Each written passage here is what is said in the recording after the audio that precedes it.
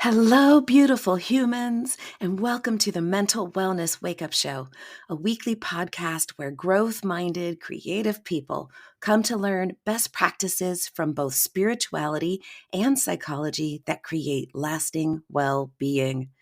I am your host, mental wellness expert, improvised acting teacher, therapist, and coach, Dawn McMillan. Let's get to it. What I want to talk about today is my dog. So, as it happens, I am pretty much allergic to everything, including but not limited to dogs.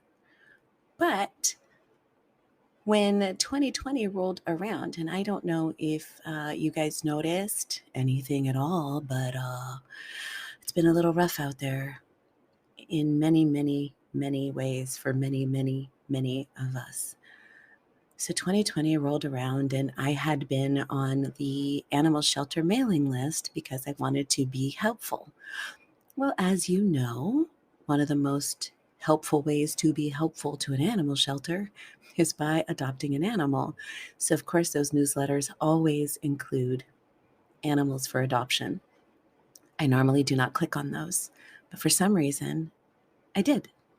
And when I did, Bertram's ridiculous little face popped up, and instantaneously I decided, oh, that's my dog. I could not tell you why. There are lots of other cute critters, and I've always been a fan of specific kinds of breeds. Like I've always been a husky fan. I've always liked them because they look like little wolves, and they're, I don't know. Um, and he's a pit mix. He's funny looking. But his little face popped up and I said, oh, that's my dog. So off I go to the shelter and take the kids. And I'm like, let's just meet him. Well, you know how the story ends. He came home with us. When we were at the shelter, of course, before we adopted him, they're like, okay, here's all of his medical paperwork and here's all the stuff. And I'm looking through it, and he had been in medical foster. He's got terrible arthritis. His back legs just sort of barely work. He's only got one boob because he had to have a cancerous tumor removed. He's got scars everywhere. So I'm reading through his paperwork, and one word jumps out at me: hospice.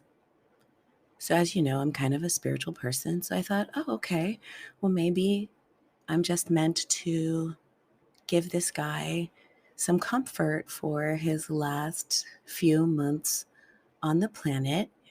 And I talked to the kids and I'm like, well, he may not be with us for very long, but we can love him and make him comfortable.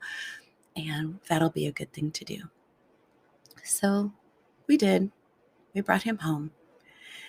He immediately started to make himself at home, and he immediately began to help all of us. We've all been through some stuff. I know you have too. And particularly in our family, our mom, our grandmother, my mom passed away a few months before. And when you're an adult, there's a sense of knowing that if everything goes according to plan, your parents will pass away before you. And, I thought I was all independent and grown and whatnot, but wow, it really hit us all, me included, very, very hard that mom had passed away and everything else that was going on in 2020. And so along comes this little critter, and we begin to be deeply amused and delighted just by looking at him. Oh my God, he's so cute. Oh, look at that. Come here, So here we are 2 years later, and he's thriving. He's absolutely thriving. We have no idea how old he is. If I were to guess, I think he's like 13, 14. Nobody knows. 2 years later, he's thriving. And I am so grateful. I'm so grateful that his silly little face popped up on that email. And I'm like, that's my dog. And we brought him home and he's thriving. And we are so much better because of him. We're so much better because of him. And I think one of the reasons why all pets are emotional support animals is because we let them be. We let them. We look at their little faces. If I guess all pets have faces, don't they? Okay, yeah. We're talking about animals here. We look at their little faces and we allow ourselves to be delighted by how cute they are. We throw ourselves into their well-being and comfort.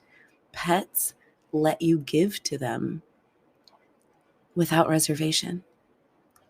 Pets let you give to them without reservation. And you do it because you know they can't do it themselves. I don't know, maybe your cat can go out and hunt its food, but for most part, most of our pets are super dependent on us. So we sacrifice ourselves to make sure that they're happy and healthy and well and comfortable. We pour our love into them. We give them all the affection that they will tolerate. And we sometimes, if you're like me, and I bet if you have a pet, you are, you just watch them live their little animal lives and find them delightful. I think that's part of the healing. The reason why I think all pets are support animals or emotional support animals is because we let them. And if we were able to take that same delight that we get in just watching an animal chase its own tail or bat a ball or just, swim around in its aquarium having its little life, if we took that same level of attention, that same level of looking for what's adorable, what's sweet, what's beautiful to other aspects of our lives, I think we would be better for it. I think we would be so much better for it. Do we really genuinely have to wait for an animal to open up our hearts? Or can we take that same intention to the people in our world? Can we sit at the park or the mall or the restaurant watching other people just live their people lives and see how adorable they are, how interesting they are, how cool they are, how fascinating it is just to see other beings existing? Can we allow ourselves to give affection and love to other people? Not because there's an expectation of return, although for most pets there is some, but not because we are doing it in order to get, but because we just can't help ourselves. When it comes to our pets, we can't help ourselves just wanting to make sure they're cool. And even when they do terrible things, we're like, oh, or I don't know, I'm this way. Like, he's kind of a little terrorist, my dog. Like, he will kick other people off the couch. I know a lot of you don't let your animals on the couch, and that was the intention that lasted for about 12 hours. And he makes messes, and I have to wipe his butt. And the point I'm trying to make is, what if it doesn't take a pet to bring out all of those wonderful qualities in us? What if we chose to delight in the things around us? What if we chose to find life unfolding beautiful and fascinating and miraculous, or even calming? What if watching people walk through the mall could be as calming as watching a fish swim around in an aquarium? We're nature too. And I know it's not the same. I know cities have their problems or other humans have their problems. I also know that a shift in attitude can drastically change our experience of other people. So that's my invitation to you. What if we started to perceive each other as beautiful parts of nature, just like a bird in a tree? And what if we went out of our way to shower affection on other people and places and things, and even organizations. What if we showered organizations with affection? Usually that looks like money, but it could look like volunteering. What if we expanded our love of pets to include other entities like people and places? What if we went and cleaned up our local park? Or, I don't know, you get it. You get it. All pets are emotional support animals. What if more of that beautiful, warm feeling is available to us just because we choose to? So, my invitation to you is to pretend like the people at your workplace are just as charming and delightful as the kitty cats playing on the scratching tree. That the traffic going by on the other side of the road is just as soothing as the fish swimming in the aquarium. What if you could snuggle up with your partner or your friends with the same kind of non-attached generosity that you do with your critters? So I know this is a little bit of an odd one, but in honor of my lovely terrorist of a creature, Bertram, who is 2 years in our household, which is a very long hospice, and I'm very grateful. I wish you beautiful, sweet, wonderful, generous, peaceful interactions with the rest of the biological world.